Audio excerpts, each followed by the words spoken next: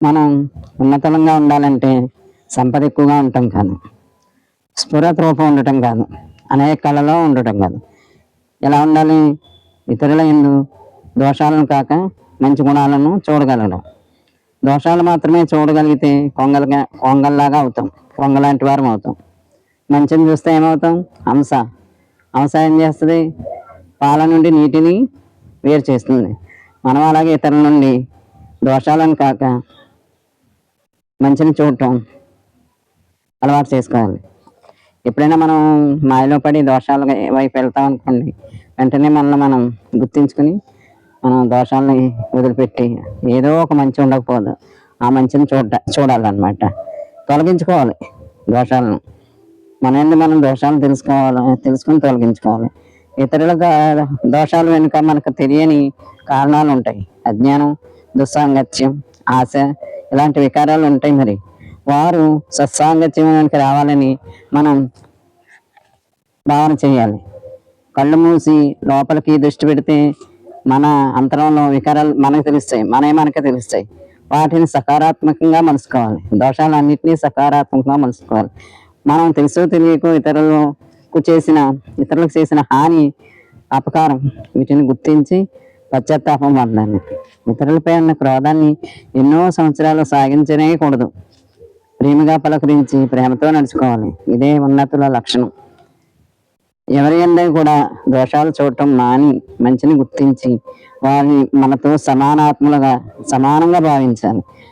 మనమే వారు ఒకటే అని ఒక ఆత్మగానే భావించుకోవాలి. భావాలు మార్చుకోవాలి. మనం క్రోధాలను అధిగమించి ప్రేమను పెంచుకుంటే ఉన్నతులుగానే ఉంటాం. అలాగే ఉన్నతులుగానే కాదు, దివ్యాత్మలుగా తయారవుతాం. మనల్ని మనమే మార్చుకోవాలి, లేకపోతే మానసికంగా చాలా పతనం అవుతాం. దోషాలను మనం తెలుసుకోవాలి.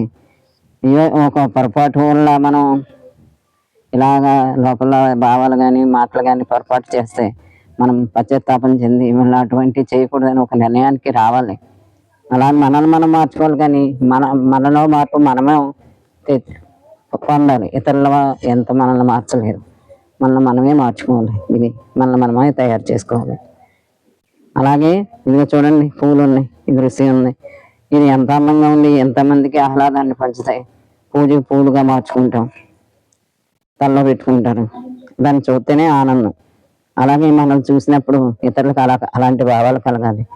మన లోపల గుణాలు మన ముఖంలో, మన కళల యందు కళారూపంగా మన యందు బయటికి ప్రస్తుతం అవుతాయి. అలాగే మన లోపల ఈ గుణాలు పెంచుకోవాలి. ఇతరుల దోషాలు మనకు వద్దు. ఏదో మనసు దిగజారో లేకపోతే మాయలో పడో ఇతరులను చూడటం అలవాటు అయిపోయింది. అలాగని ఒకసారి మాటలు కూడా తోలుతాం.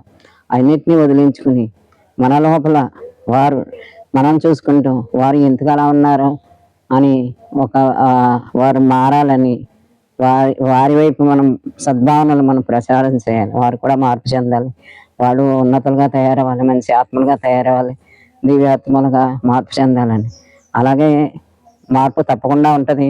అందరూ ఆత్మరూపంగా చూసుకుంటే మనం అందరూ ఒకటే, ఉన్నది ఒకటే, ఒకే ఆత్మ. అందరి యందు ఒకే ఆత్మ ఒకటే.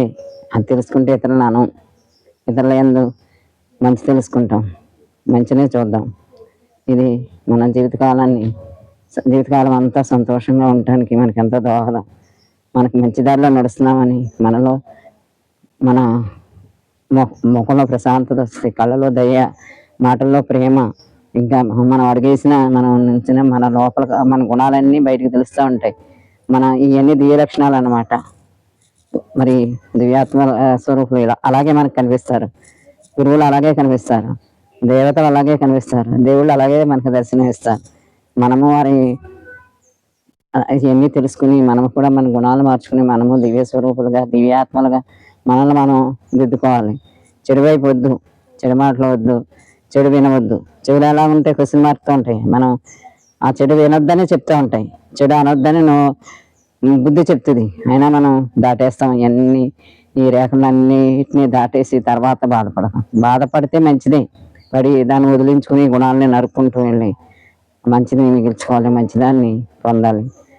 మంచిని పొంది ఇతరులందు కూడా మంచి దర్శించి మనం ఉన్నతులుగా తయారాలి. ఇలా ఉన్నప్పుడే మనం ఉన్నతులు అవుతాం. అంతే. సరేనా? మరి ఇంకొకటి చెప్పుకుందాం.